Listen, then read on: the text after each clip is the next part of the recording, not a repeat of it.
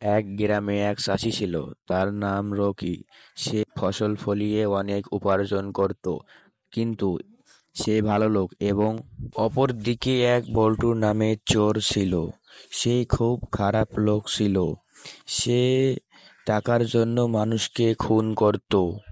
Rocky বলল, এ বছর আমার তো অনেক ভালো ফসল হয়েছে। আমি এই ফসলগুলোকে দূরের বাজারে বিক্রি করে দিয়ে আসব। সেখান থেকে আমি অনেক অর্থ উপার্জন করব। সে ফসলগুলো বিক্রি করে অনেক অর্থ উপার্জন করলো এবং আসার পথে রাত ঘনিয়ে এলো। এমন সময় সেই চোর তার সামনে এলো, তার হাতে একটা ছুরি। রকি দাঁড়িয়ে পড়ল এবং দেখতে লাগলো।